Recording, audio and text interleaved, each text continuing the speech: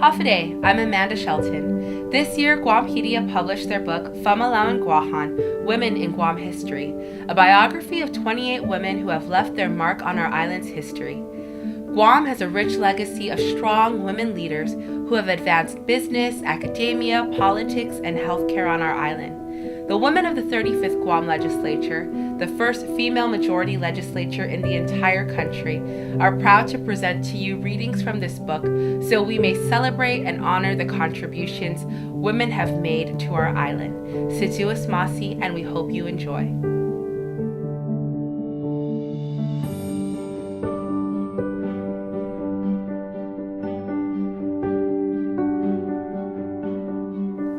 Amanda Pangilinan Guzman Shelton, my paternal grandmother, was one of a handful of native Chamorro nurses who worked at the Naval Hospital in Hagåtña in the early American administration of Guam before World War II. Better known as MAC, my grandmother was born on October 22, 1906.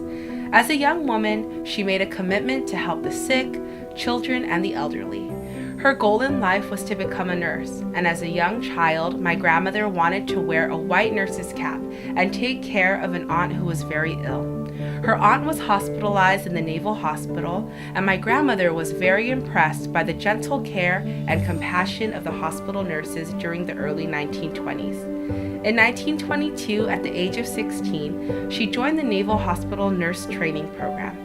My grandmother's parents had serious reservations about enrolling their child in the program because of the requirement that the young women in the program live at the hospital while in training. The head nurse, rather than parents, would have supervision of the trainees. My grandmother sought the advice and support of a Maria Aguero, who encouraged my grandmother to continue her dream to be a nurse and assured my grandmother's parents that she would be a wonderful nurse. My grandmother's parents eventually relented and she was allowed to enter the program. My grandmother worked under the first chief native nurse, Maria Roberto. Back then, it was the job of the chief nurse to work with the Navy nurses at the hospital and to supervise the training of the Chamorro nursing students.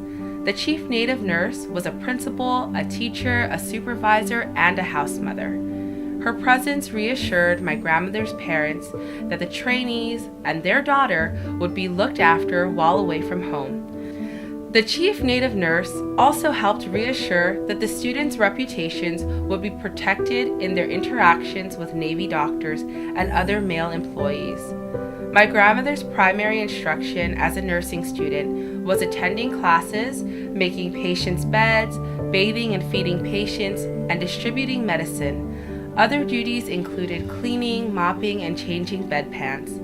My grandmother continued working diligently as a nurse under other chief native nurses such as Dolores Lujan, Rita Pangilinan Garrido Blas, Maria Dueñas Sablan, and Consuelo Terlahi Pelacani.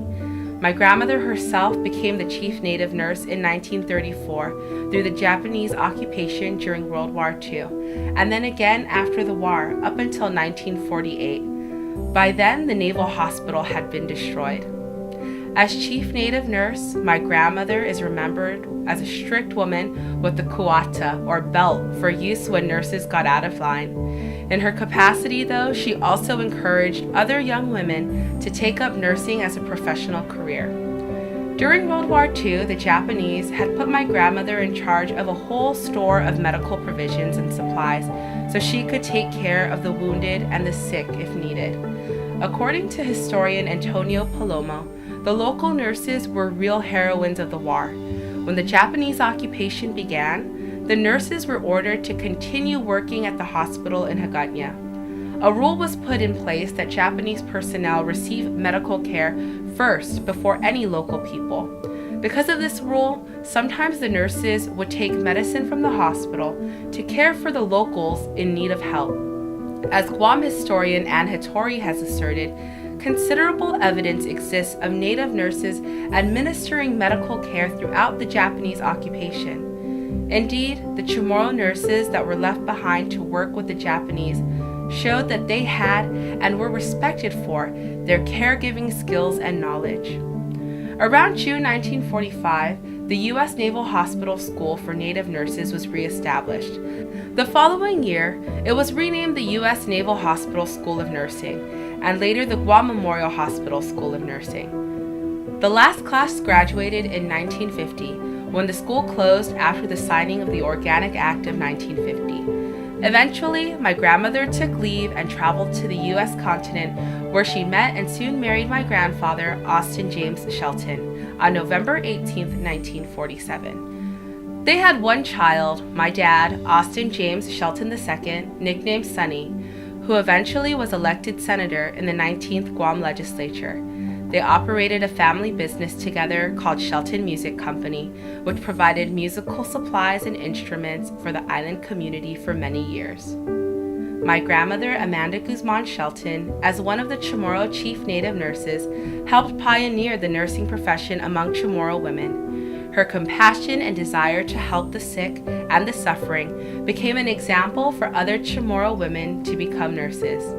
Historically, her experience at the nurse training program highlights the shift of Chamorro women into careers outside of the domestic sphere and the impact of U.S. naval health policies on the Chamorro people in the 20th century.